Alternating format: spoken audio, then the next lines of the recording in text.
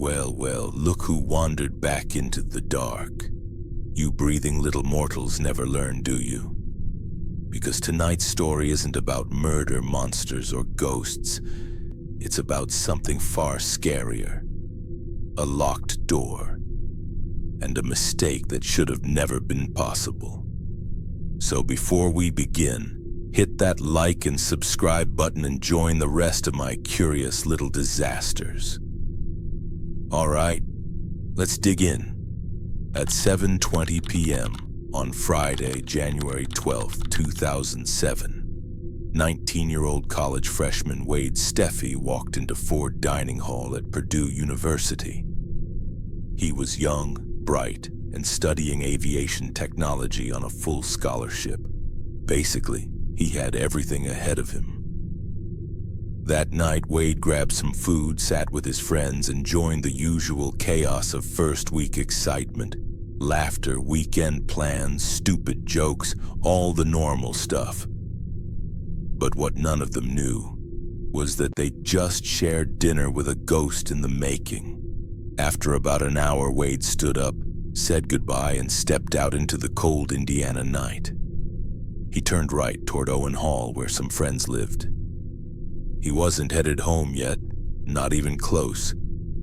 Inside Owen Hall, the energy was completely different. College kids drinking, talking, the hum of music behind closed doors. Wade joined in. A few drinks, some laughs, just another night on campus. Until around 9:30 p.m. when the group decided to hit a fraternity party off campus. Hours later, just after midnight, Wade realized something. He'd left his jacket back in Owen Hall, so he decided to walk back, alone, in the freezing dark, to get it. Nothing strange there, right? Except what followed would turn into one of the most haunting disappearances Purdue has ever seen. As Wade walked back, he made 6 phone calls, trying to reach anyone in Owen Hall who could buzz him in. 4 were the wrong number. 2 never picked up. And by the time he reached the building around 12:30 a.m., the doors were locked. He knocked, again and again, until finally a random student came to the door. They looked through the glass and decided Wade was too drunk to be let in. They walked away. Wade stayed for a bit, still knocking, and then turned, disappearing into the night. That was the last time anyone saw him alive. By Tuesday, his roommate realized Wade hadn't come back. Calls went unanswered, texts ignored. Soon, police and volunteers launched a campus-wide search. Hundreds of people, even the university's equestrian club, riding through the woods. But all they found was one of Wade's shoes. It was sitting just outside an exterior door of Owen Hall, the kind of door you'd never expect a student to use. Behind it, a maintenance room. They searched it. Nothing. Or so they thought.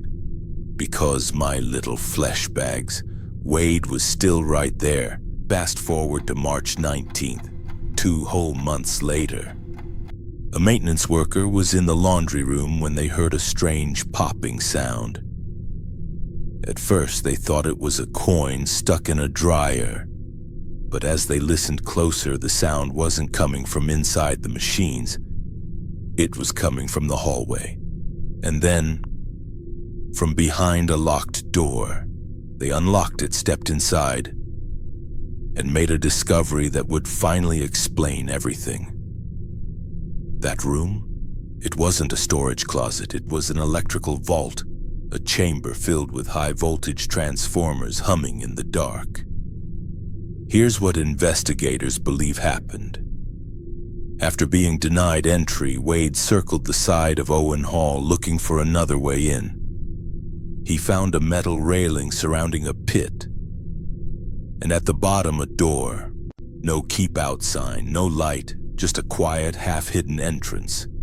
And in his intoxicated state, he climbed over the railing, jumped down, and found the door unlocked. He stepped inside, total darkness. Only the low mechanical buzz of unseen machines. Fearing the door might close, Wade took off one shoe and jammed it in the doorway, his only light source. Then he began feeling his way through the dark. Metal walls, warm vibrating surfaces, machines. He tried to squeeze between one of them and the wall. And that's when his finger slipped into a small 2-inch hole. A hole that led straight to an exposed electrical conductor carrying up to 4,000 volts. For reference, little mortals, that's the same voltage used in electric chair executions. So Wade was killed instantly, but his body stayed wedged in place, finger still touching the current. For 2 months, electricity continued to surge through him every second, until the day that popping sound echoed through the hallway, the sound of his body finally interrupting the current. That sound led the maintenance worker straight to him.